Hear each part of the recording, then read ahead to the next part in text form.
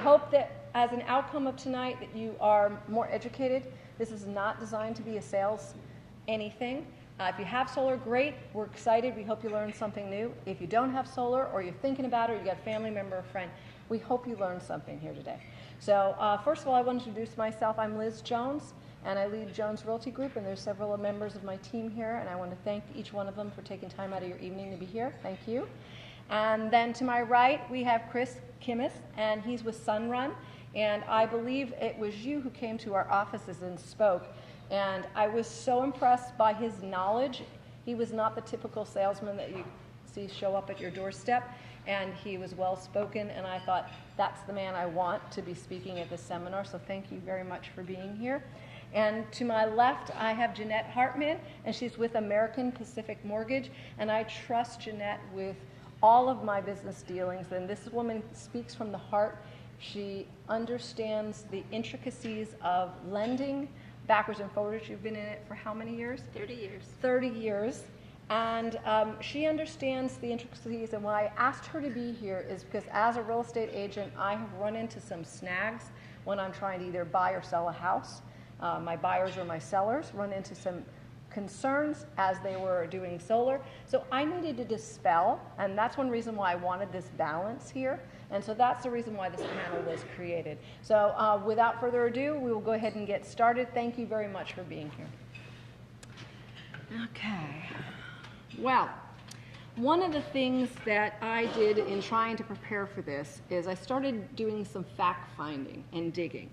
And as I mentioned to some of you as you came through the door, having run into those snags before, I was not keen on solar. And the reason why is I just felt like the average person moves every 7 years.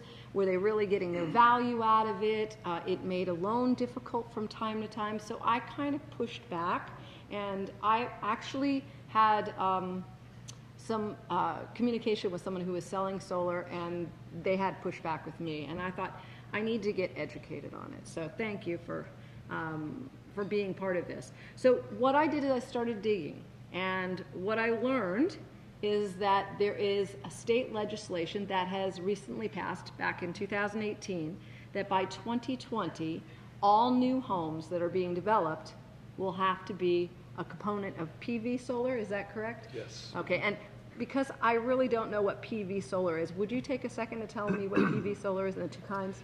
PV stands for photovoltaic, is what that means. Okay, and that's the typical panels that we see out? It's almost everything that's out there today. Okay. Yeah, mainstream. Now, I've driven by those big solar farms coming back from Vegas, Sure. and I see spraying water in the air. What kind is that?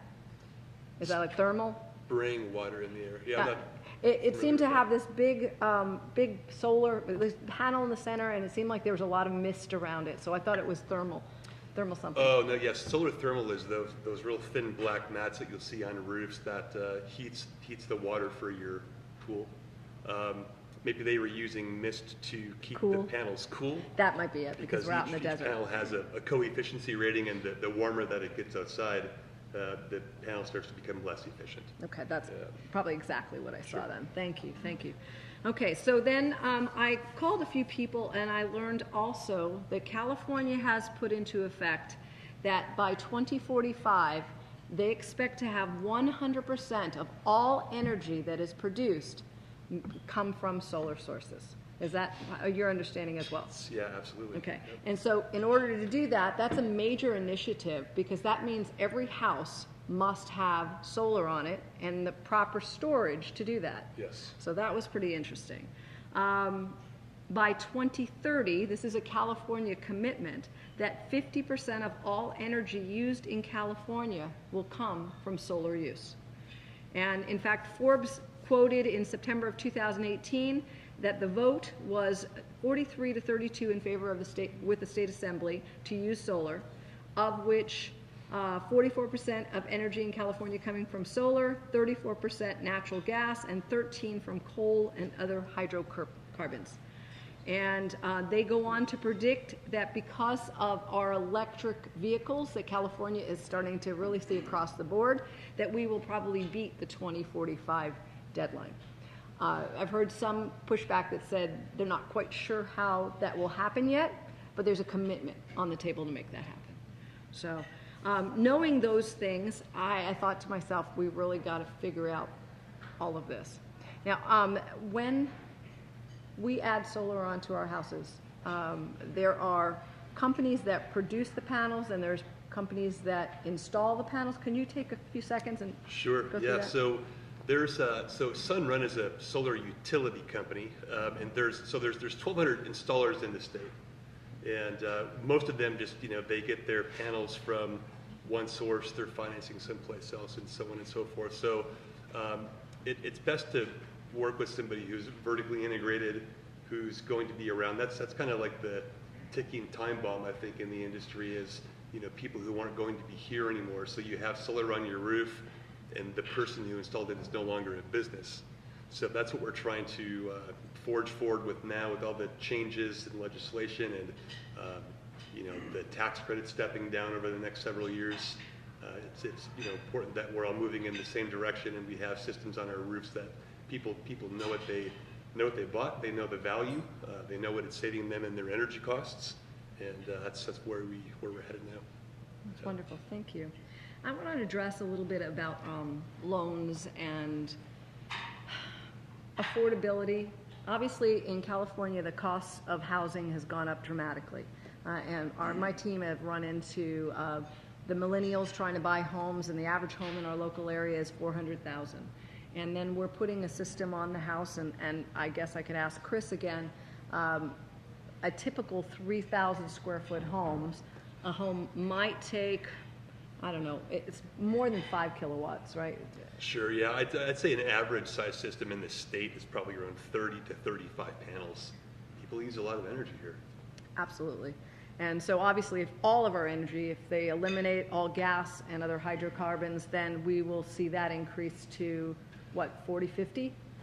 Pretty accurate. Yeah, I'd okay. say, yeah. And so 40 or 50 panels have to find a home on the roof or some other location. Yeah. Okay. So obviously, 40 or 50 panels is going to cost maybe 60,000, 50,000?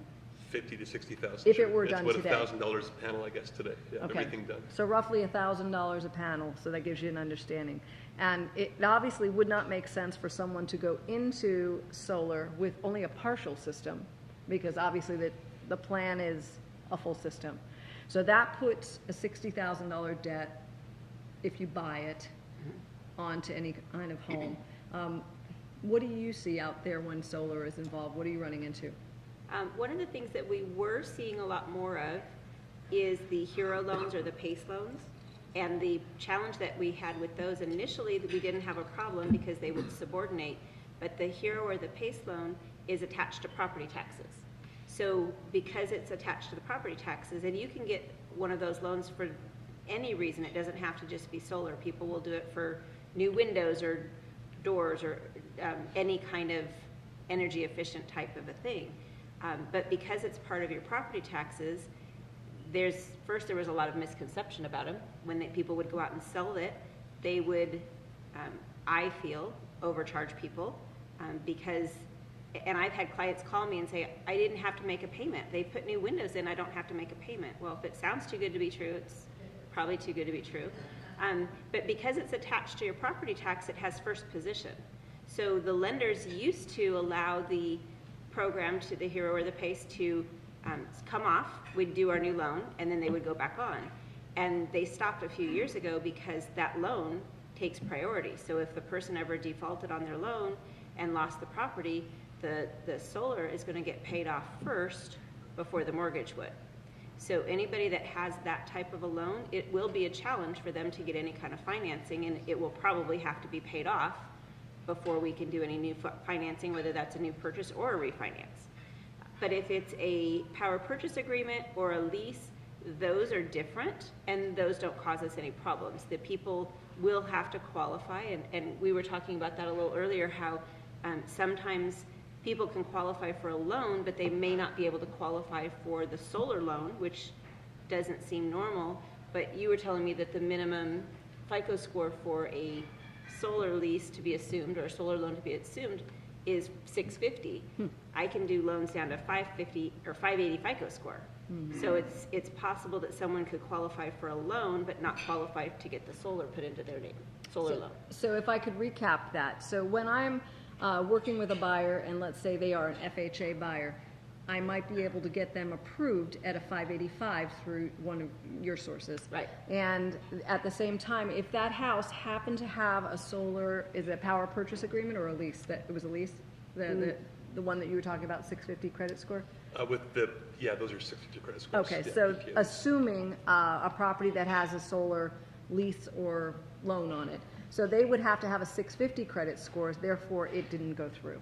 So we'd have to find a way, and that stopped the sale right there. Right, and if it's a lease, it's gonna be different because a lease won't factor into the loan to value.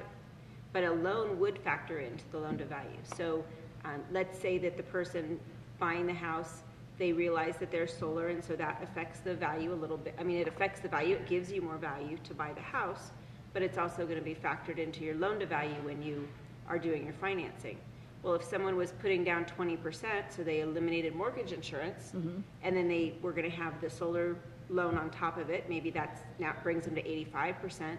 If they don't qualify for the solar loan, now they're at 85%, which you still may be able to do, but it could require mortgage insurance, so it could cost a little bit more.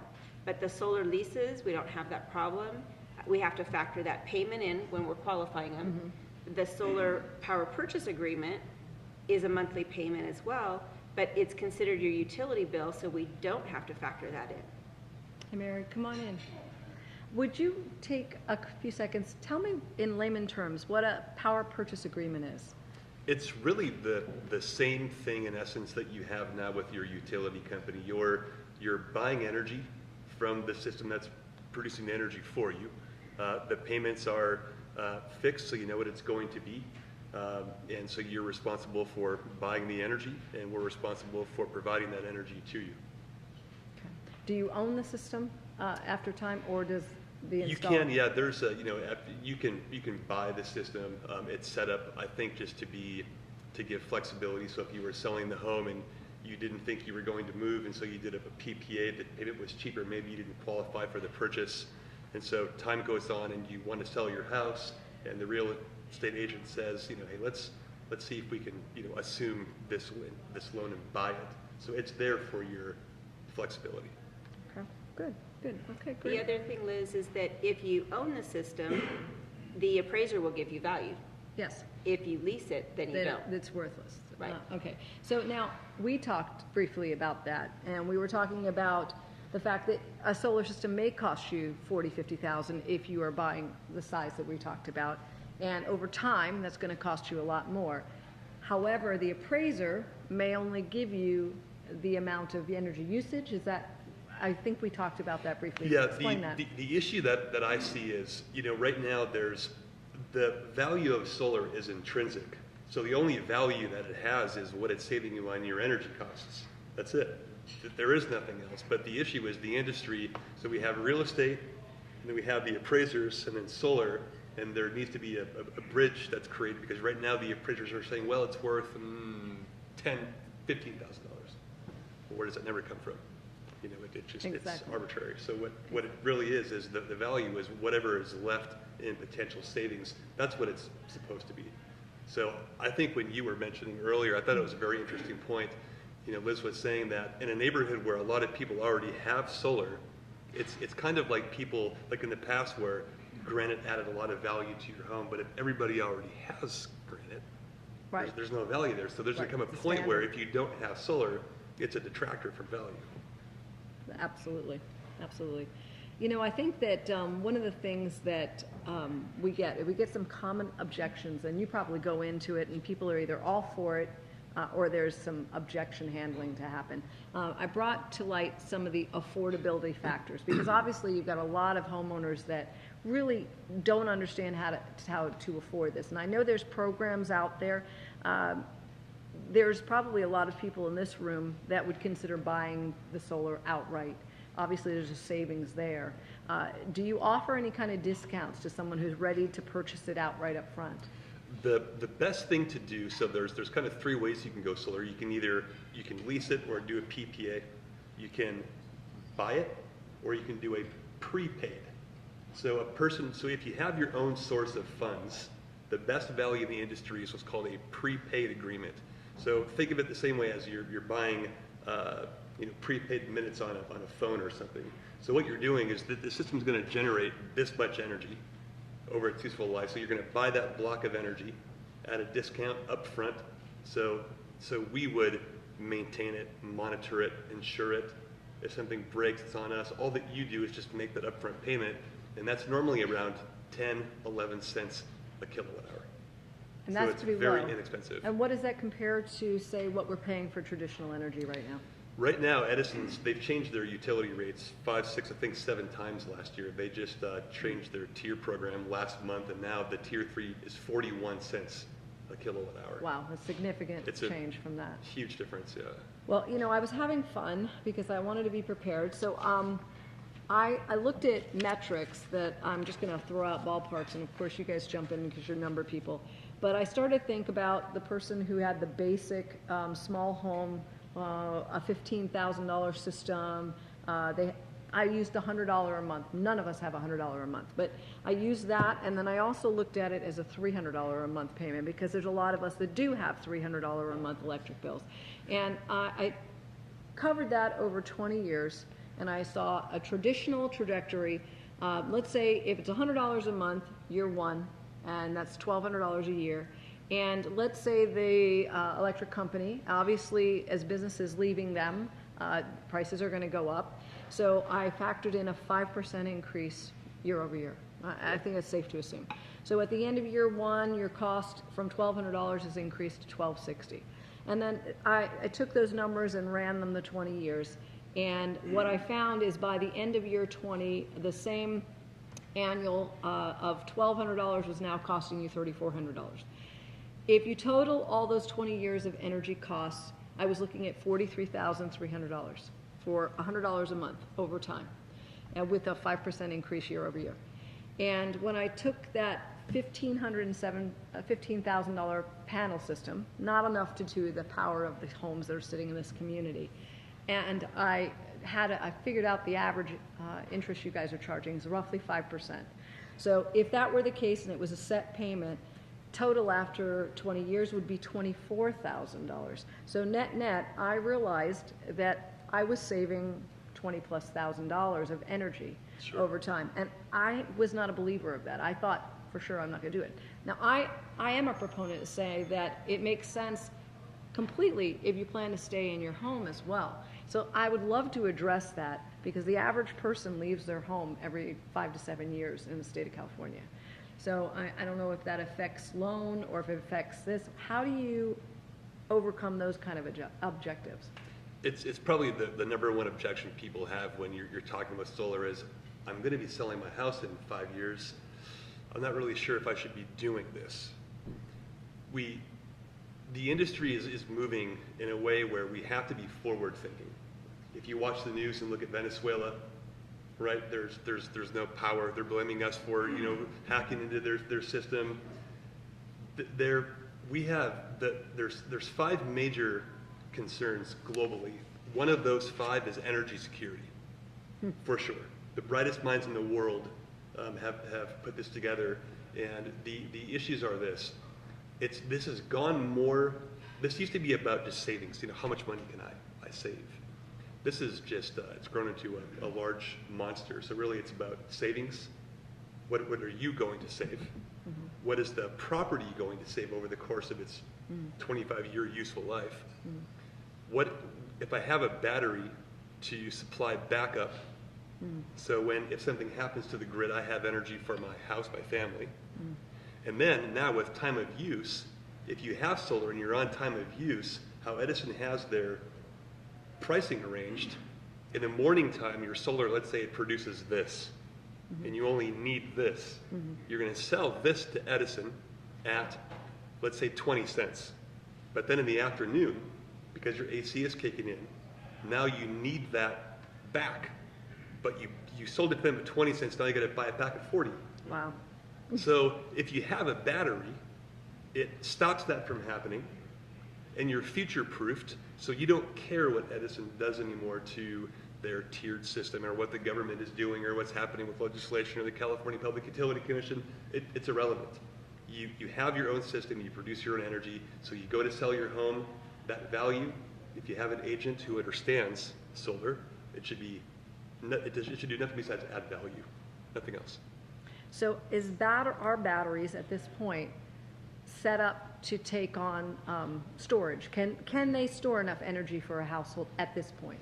So the battery will hold 10 kilowatt hours. That basically is enough energy. So for example, if your power went out in the morning and your battery is full, it's enough to keep your refrigerator, lights, Wi-Fi working till the next morning when the sun comes up and charges your battery again. Okay. And what's the next generation so we have more than that? I think that to source the raw material to produce what we need, it's hard to find it, it's expensive, and so I think at this point the probability of batteries and solar technology changing so much, and I should wait until technology changes. I wouldn't hold your breath.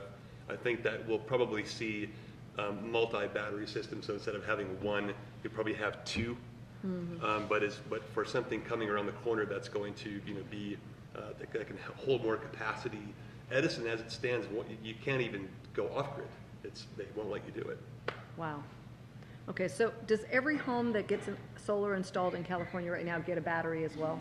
Or is that an option? No, it's an option, and I think the issue is most people aren't grabbing the concept of what that battery does. They think it's just for backup, but it's not just for backup. It's storage of energy. It's almost like you have a commodities broker in your corner who's taking that energy that you're producing live, and they're buying it and selling it on your behalf live all day long. If you don't have that, you're going to have to sell it to Edison like this and buy it back like this. Is there any value to having multiple batteries? I've seen the pictures that Tesla has, and there looked like there were 2 or 3 batteries on every household. Sure, yeah, it just depends on the system size, because every battery needs its own inverter. It's this box that changes the sun from DC to AC so your home can use the energy, and so it depends on your system size. But there could be value if your system is big enough to warrant that. Okay. Can you add a battery if your solar doesn't have one? That's the issue. So the battery needs a particular inverter. And so if you do a system now and then you say, I want a battery later, you could, but you'd have to change out your inverter to match that, and that could be a little tricky. It's possible. So how much cost does that add to a system? Obviously, there's the panels, roughly $1,000 a panel. Sure. And then what does a battery charge usually? So for example, today I put a system together for somebody, sold him a system, and the battery added about a $35 a month increase to the loan cost. So the gross sales price, it's $10,000 approximately, but then you're getting a 30% tax credit on that, plus Edison's giving you, or from Edison, you get a rebate on the battery. So the battery nets out to be around maybe $5,800, $6,000, somewhere around there. Let's segue, because I know you talked about your rebate. What are the tax benefits right now, currently in California? Then I assume I've been told that they are diminishing over time. Obviously, now you get some great incentives. I remember a few years ago there was even greater incentives, and they're starting to diminish. Can you talk about that? Sure, yeah. So it's a federal tax credit of 30%. So the issue I think in the industry right now is people, they sign up for a loan, the person's telling them, yeah, you're going to get a check in the mail from the IRS and then you can buy down your loan. That isn't true. It's not a refundable credit. You have to owe money and have a liability to use the credit.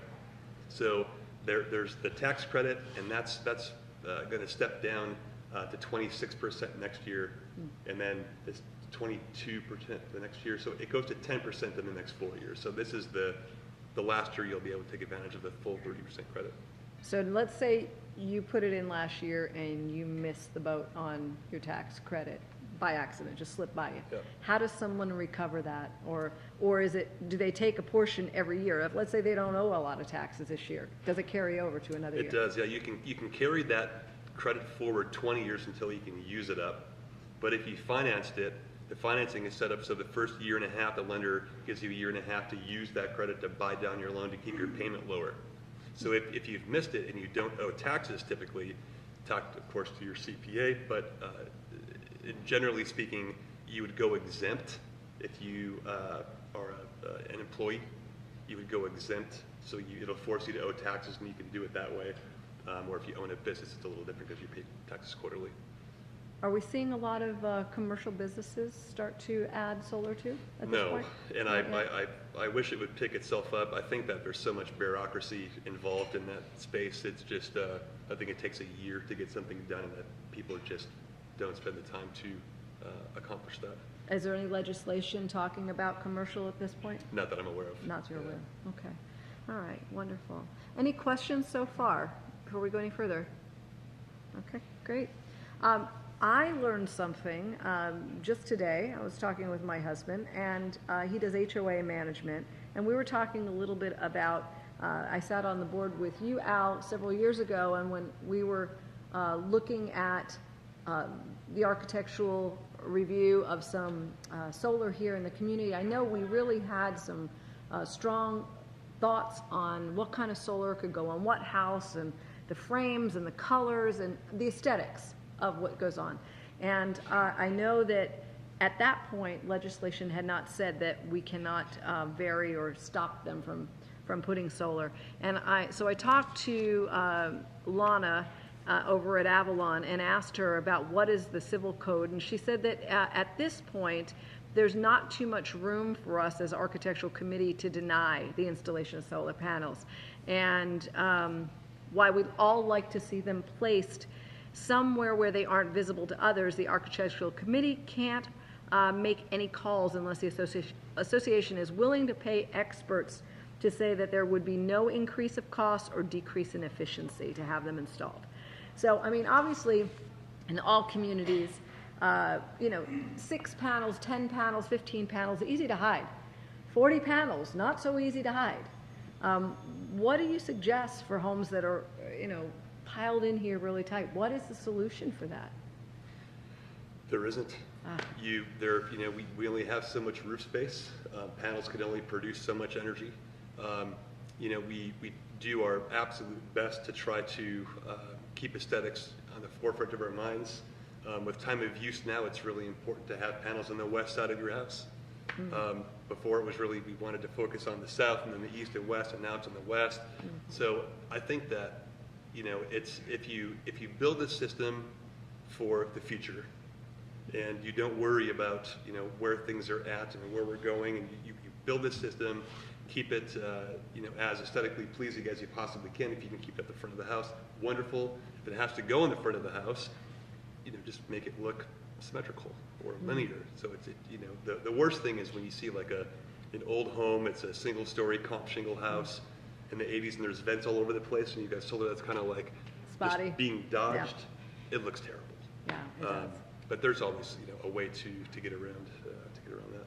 So I lost track of this. Condos and townhomes. Now, obviously, an initiative, whether it's a new home or whether or not it's something we're changing, we have the ability to place solar on those, and I didn't even realize that we could do that. So I was asking Mark just this morning, and I was saying, how do you get around that? How do the condos? We've got plenty of condos, townhomes in here. How do they get around that?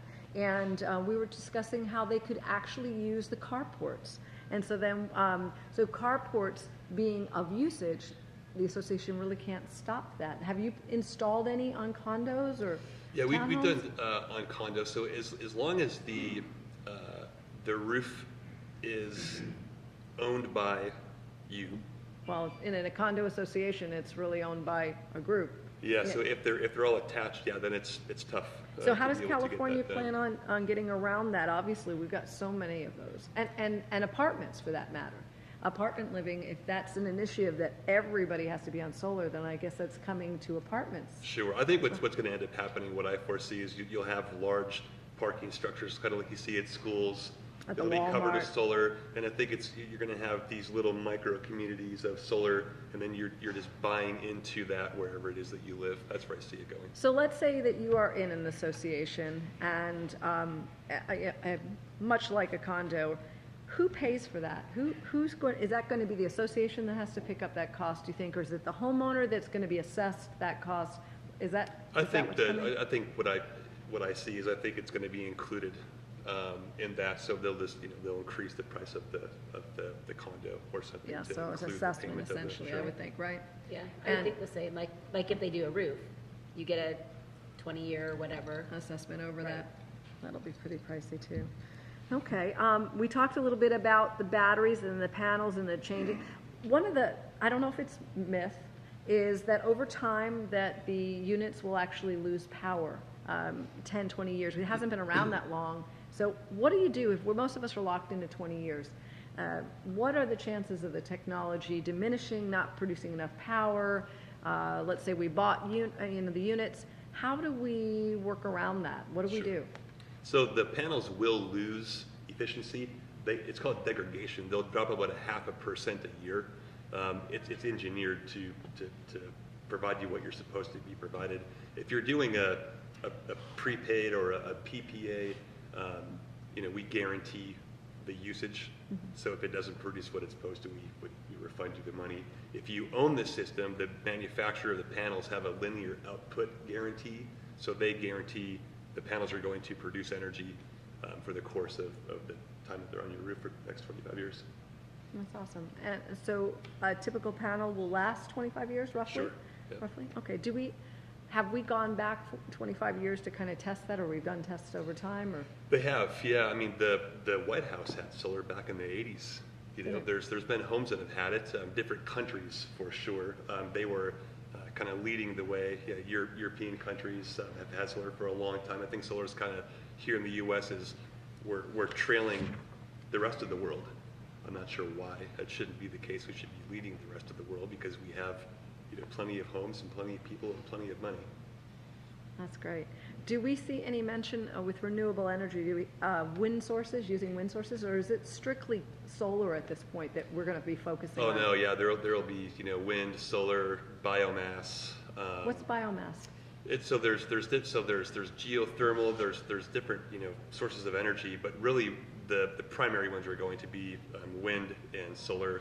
The issue with wind is bringing it in, the transmission lines. You've got the $1 million desert tortoise. They don't want to move the tortoise to bring the lines into the community. So I think solar is going to be the primary source of energy for sure. So it's conceivable that by 2045 or sooner, that we are going to have to use all of our open space, a lot of open space, to create panel farms. Not if everybody goes solar. Okay, so if every homeowner... We really need everybody to go solar, Okay, for sure. so Yeah, that's the that's kind of initiative. where it's going to go. Yeah, because it's less expensive. You already have the roof. You already have the space. You don't have to buy a piece of land and increase the costs. It's just so much easier to get everybody to fall in line, be uniform, and just like everybody in a house that has windows, every house is going to have solar. It's going to be commonplace. Okay.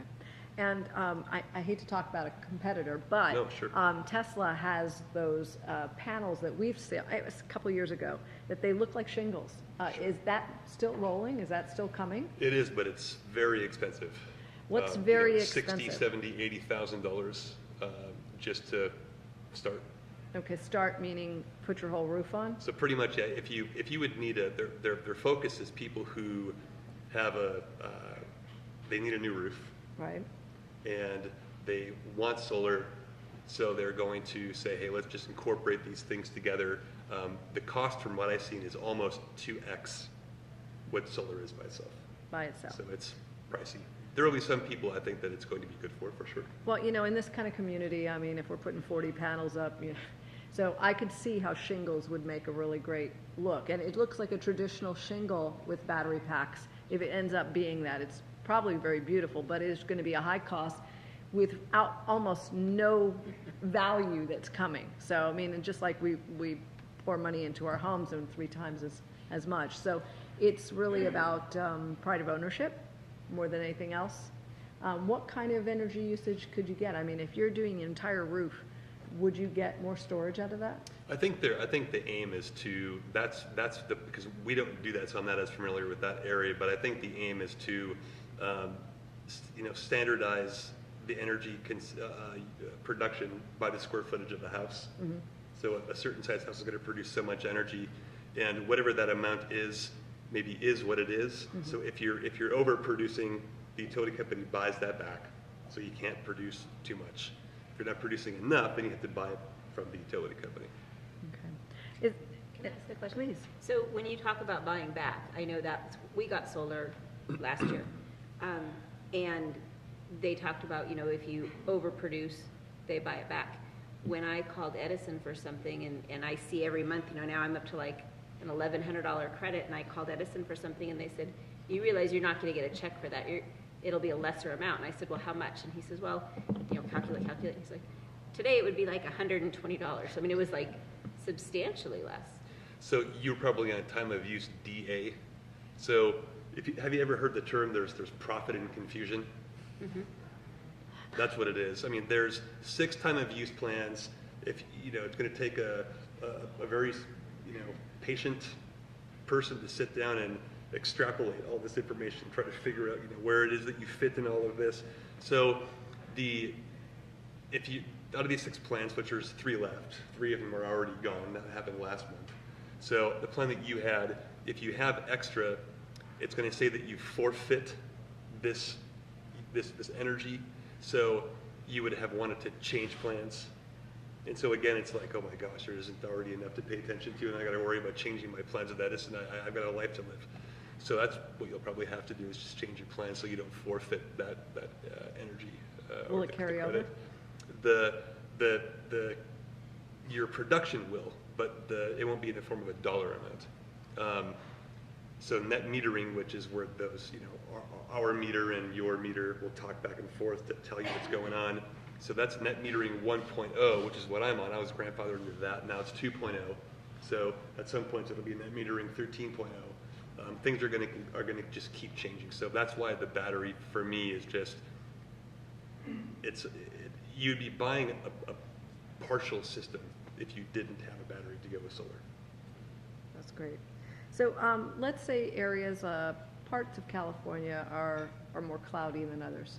So once we all make it over to solar, battery power, let's assume batteries are where they are now, and we have what we've had in the last couple of weeks, which is a lot of gray days. How conceivable is it that we are accessing a lot of the grid electricity? So how it works is it normalizes over a year. So you're going to have, some, like you'll get a bill from the utility company and you're like, oh my gosh, I owe $70. You don't have to pay that because you're on a net metering plan, which you true up at the end of the year. So you'll get some bills where they owe you and some bills where you owe them. So on a month like it's been raining and cloudy, you're not producing a lot of energy, you might have to buy some energy from them. But then in a different day, a different month or a week where you're producing more energy than you're using, so it just ebb and flows like this, and there's debits and credits. So along the year, at the end of the 12-month period, you should, be neutral. They shouldn't know you, you shouldn't know them, if the system was built the right way. That's interesting. All right, And I great. know when we bought ours, we purposely bought it, well, number one, we hadn't been in the house for a year, so we didn't have an average usage to know what was normal. But we did buy larger than what we currently expect to use because my husband said, our next cars will probably be electric. For sure. So I took that to mean I can go buy a new car. Why We not? put solar on our house, and I thought I did a great job because this is what I do for a living, and I wanted to put a koi pond in the back, and so I did. And I'm not paying attention to the bill, and my wife looks and she says, "We owe $700 to Edison. Solar's not working." And I said, "Of course it's working. I put a koi pond in. It's using more energy, so it's always better to overbuild." How about a For pool? sure. How do you plan for that? Pools, so that's interesting. Yeah, so there, if you had like a small and medium and large, keep them into kind of 3 buckets. Maybe a medium-sized pool would use 2 to 400 kilowatt hours a month extra. If you have a high efficiency, variable speed pool pump as opposed to the old pool pump. So there's all these little things you have to pay attention to. Solar's only part of this holistic thing that you need to be looking at, conservation, your windows, your roof, and so on. So the pool pump is part of that solution. Okay, well, good. On solar, you also have to consider the facing of your roof line, right? If you're only having north and a south, Good point. you're pretty hosed, I think. Sure. So what happens in that situation? That's Sure. What she's saying is, if I have a roof that's north and south facing, and if maybe you can't put solar on the north and only on the south, and so if I need this much energy, but I can only build a system that big, do I still go solar? Absolutely. Because what you're doing, it's like if you go to the gas station and you can buy 5 gallons of gas for $3, but you got to get the other 5 gallons of gas at $18. Well, at least you got 5 gallons of gas at $5 and save $13 a gallon on 5 gallons that you did buy.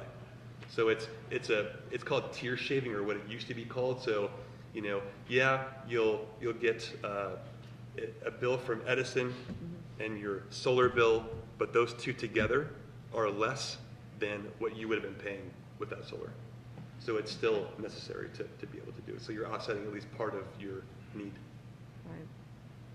Interesting. Okay. If someone was planning to move, like they figured, they're gonna live in this house for 3 years or something like that, would you typically recommend them to do a lease or a power purchase agreement over purchase?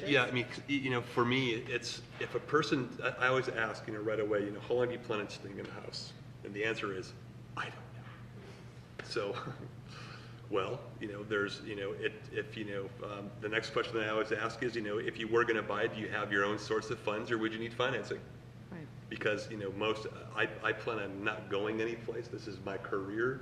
So referrals, just like, anybody else who's in a business where we rely on people, it's critical for me. It's really important. So I would never allow somebody to do something that wasn't the right thing to do. So if they're saying, well, I might stay here 3 years, it depends. If they have a need for a small system and it's 15 grand, and I think that the appraisals, they're gonna get that money back at the end, or if they need a $60,000 system, they're moving in 2 years, I probably wouldn't do that. But with financing changing, and for example, you having the ability to lend at for a lower FICO and to include solar, it just makes sense. And I think at some point, like you were mentioning, if you don't have it, it's going to be, there's the plus and the minus on your appraisal form. It's going to be a minus if you don't have it. And so what do you do? And so for me, it's just, if you're able to finance it, if you're able to go solar and buy the system, buy it. It's the least expensive way to go solar in the long term. People, I think, are focused on, well, what about me right now? If that's the case, understandable. I'd probably say 80% of every system that's on a person's roof is a lease or a PPA. 20% is purchased because people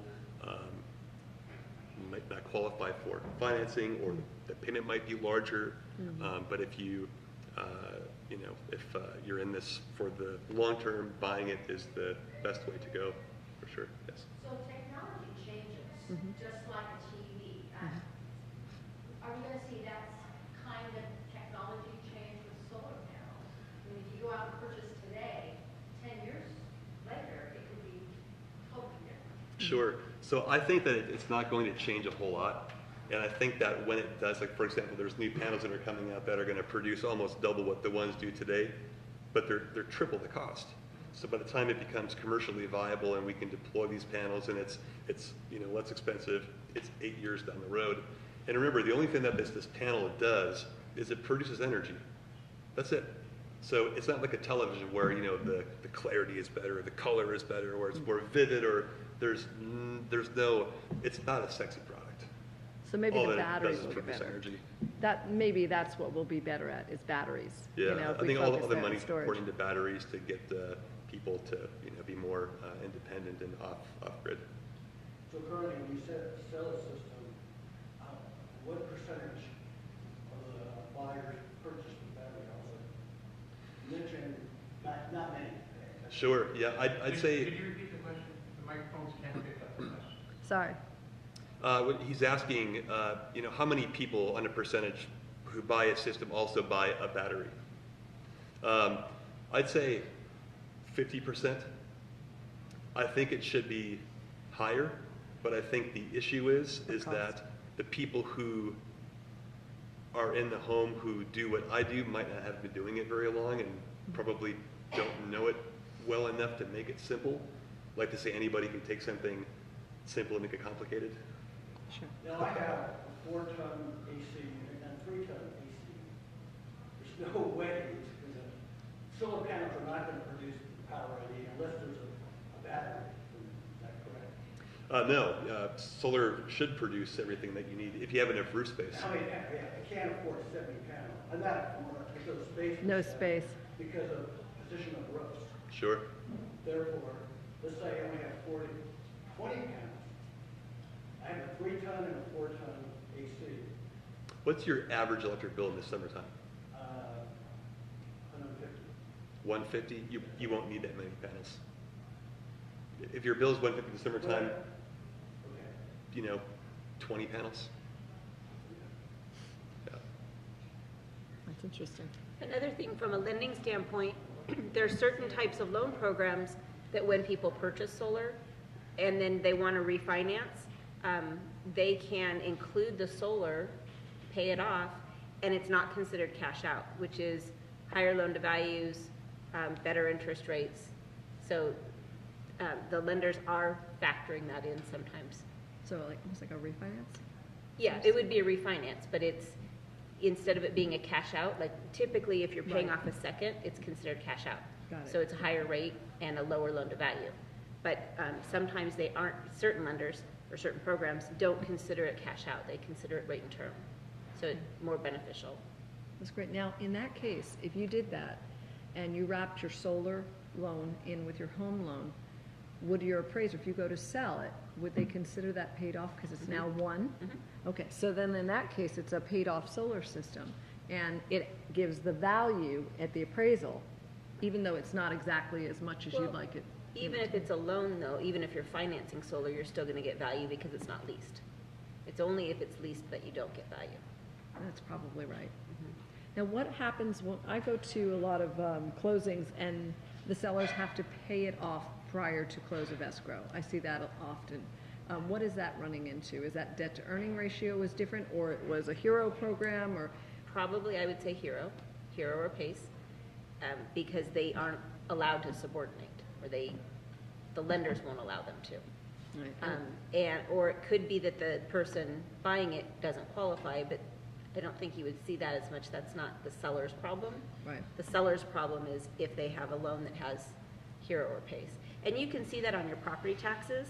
When you look at your tax bill and it shows the different breakdowns, you'll see HERO, PACE, or WRCOG. And those are the terms that we're looking for. So my sellers get a surprise sometimes when they bought a solar system a couple of years ago, and now they're leaving the home, but they've actually got to buy the system outright for the next owner. And that's a very awkward feeling because it comes out of the net equity that they made because they made that choice. And that happens more often than not these days.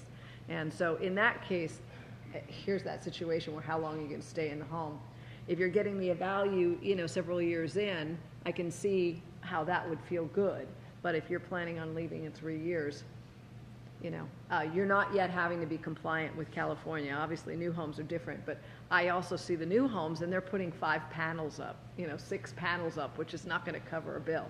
Sure. These are standard size homes, but it is compliant with California at the moment. Yeah, back in 2009 when Obama put in the stimulus package, there's this, it was part of California Green Building Code that you had to have solar, it needed to be solar ready. So builders said, 10 panels and we're going to charge them $30,000. Wow. That's what it is. I mean, 10 panels is not going to be enough for an average size home to produce the energy that you need. It'll always be too small, and then you're going to get into an issue where you've got 10 panels and it looks like it's like replacing the carpet when the sun's hit it and it's faded it. You can't just replace a piece of it. The dyewood doesn't match anymore. So it's the same thing with panels. I mean, you can't just keep on adding panels. It'll look at some point just terrible. Yeah. Well, are the builders, the new builders, are they making a cost center? I mean, are they turning that into cost for them, obviously? Okay. So, I mean, I know Profit center. it looked very much like they were including it like a lost leader. Here we have solar on every home, but it's not, huh? No. Okay. Well, if it is too good to be true, it is, right? All right, let's see what else. Only last question I have for you is, there's a lot of old homes here in Bear Creek. If we were to add solar onto our tile roof, older roof, how does that affect, what happens if there's a leak that comes after installation? Whose responsibility is that? Sure. What are we looking at? Yeah, so with solar, before we go solar, we come out to your house, do a roof inspection. We're gonna look in the attic, we're gonna pick up tile, look at your paper, because these tile roofs, they have the tile lasts forever, but it's the paper underneath that goes bad. And these are really 40-year roofs. So if we come out to the house and you're 30 years into a 40-year roof, we're probably gonna ask that you put down new paper. Because we don't want you to have to take off your solar system and do a new roof in 5 years. And then it creates issues in the marketplace. And people are putting reviews, oh my God, this is terrible, I should have never done this. People put reviews when they're upset. So we don't want people being upset. So the best thing to do is to come out to the house, take a look at it. If you need a new roof, you need a new roof. If the response is, but I've got 5 or 10 years left on the roof. Okay, I mean, so you do your roof a little early, but the money that you're saving on having solar and buying it now because of what exists with the credits and the rebates. But like they say, it's hard to reason with an unreasonable person, right? Do you have anything else to add before we close and open up for questions? I hear sometimes people say, I put solar on, but if the new person doesn't want it, they'll just come take it off. Not Okay. true. No. Yeah. Yeah, we talked about that. And I think people got that from the HERO program. It's a program where that was set up by the state. So people who couldn't have otherwise afforded a new roof, who needed a new roof or windows or energy costs, there's a program where the state pays for the cost and you pay it back through your property taxes. So it's a little complicated. It's maybe a little confusing. So contractors were charging more for that product that they probably should have. And that is the issue with that. So that's the first piece. The second piece is you pull up to a house, it's a single story, 1980s, there's vents all over the place, and people are like, I don't want that. But aside from those two things, why would you want to pay Edison this much money when you could be paying this much money? Why would you not want that? Of course you want that. People just sometimes don't know what they want, and they're full of fear. And it's stories, and going back to this is terrible, oh my gosh, I shouldn't have done this. That's why. It's really that HERO program and the single-story house that has the weird-looking system on it. But I think it's important to work with a solar person who knows what they're doing, and I've met a lot of people that get into solar that have very little experience, and they tend to be in it for a very short period of time. So, working with someone, and I don't know how long you've been in business selling solar, but working with someone that has a good understanding, I can tell from talking to you or listening to you that you have a very good understanding of what you do. I don't think all people are, it's just like in any business. That's the issue. It truly is. Back in 2009 when the stimulus package came out, the tax credit was there. People see an opportunity to create a business. They're like, let's get into solar. And so now we have 1,300 installers. They hire some salespeople who never done this before in their entire life. They don't have it in their own house, and so it's kind of like trial by error. And then you kind of last 6 months, and then you're out. The industry turns through people. I would say the average would be like maybe every 8 to 12 months. You're turning through. So I've been doing this for 10 years, and I've been with Sunrun for 5 of those years. It just takes and I think the reason why is because it takes you got to be left brain, right brain. You got to be good with people and introverted at the same time. And I tend to be probably more introverted than extroverted. But you have to be good with people and with numbers.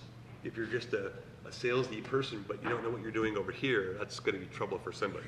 Yeah. And then it's creating a reputation, and it's muddying the waters in the marketplace, saying, solar, I don't think so. This sounds a little different. I'll stay with my security blanket Edison. They're bad to me. But they're there. They're more expensive, but they're there. So I think that's the issue. If the industry would make a turn, and hopefully when these things take their turn, there's going to be less companies doing this. We're not going to go any place. We're a public company, so hopefully we have more people who stay put. They allow them to trench in, become good at what they do, and it creates less confusion for you. That's great. One last thing I read, and it made sense to me after I actually read it. It's because solar wind, they're all renewable energies. They're a technology. And over time, we found that even our phones, everything, all technology seems to get less expensive as it goes on. Where the opposite may be true as we talk about consumable energy. You know, as that starts to diminish or there's less of it, the cost should rise. Or more people are on solar, therefore the cost of the technology should go down. So over time, I imagine that would save some money. Yeah, the technology cost should go down. The issue that we're facing now is President Trump put a tariff on imported things like solar and washers and dryers and steel and aluminum. So there's a 30% tax on the panel itself. On the panel. Then you've got the tax credit stepping down. So for the foreseeable future, it's just going to get more expensive until we come to a place. So if the industry can't cut costs by 30% in the next 5 years, it's going to be hard to stay afloat because our costs are coming up, and if we can't cut our costs, that's just more expensive, which means that you got to pay more money for solar. Wow. And as we have to retrofit all houses going forward to make it an initiative for California, that could be very expensive. There's no turning back now, for sure. No, there really is no turning back. Well, thank you. I'm going to open this up for any other questions. Are there any other questions? Do we have anything that we didn't answer for you guys? Yes. So we have a very high electric bill. Our electric bill can run as high as $1,300, $1,400 a month. We have a lot of cubic feet and 5 ton, 4 ton. Is there any advantage to putting in a system to maybe drop down the tiers some? Absolutely, for sure, yeah. So it's not going to be on a tiered system anymore, though. So people are going to be on time of use this year. Everybody will be there. So what you'll be doing is instead of buying, if you had a pie, you just kind of cut it in half. Maybe you can buy half of the pie at 10, 11, 12 cents a kilowatt hour, and the other half of the pie at 40 cents through Edison. So we drop our tiers. Cutting part of it down, and you're adding value to your house at the same time. Sure. Good question. Yes, sir. Where Southern California is going to be in 2045? Good question. I'm glad you asked that question. Probably the same place that PG&E is today. They filed for bankruptcy last month. The grid is over 100 years old. These power lines are going to go away. If you live in a community that has underground power lines, it's being passed on a tax to you that you didn't even know was even there. So I think that the large major utility companies, like in PG&E, you're going to have these smaller independent providers that are part of a conglomerate, and that conglomerate now wants to run that utility company. If that doesn't happen, and if you own a business and everything burns down, who are you going to pass that cost off to? You. So people say that, well, what if energy costs come down? Here in California? Not even a chance. So I think that you're going to have a lot of smaller independent utility companies that are doing solar, wind, things like this. And I think that if Edison continues to run a profitable business, they'll probably just buy those smaller independent power producers. But if all goes really well, and if everybody has solar on their roof, which is the whole point of all of this, it's cheaper for them to buy your excess back from you for more than you've paid for it than to go out and create new business models and buy land and put solar farms every place. Makes sense. Makes sense. Any other questions? Well, thank you all for coming. We really appreciate you being here. I hope it was informative for you.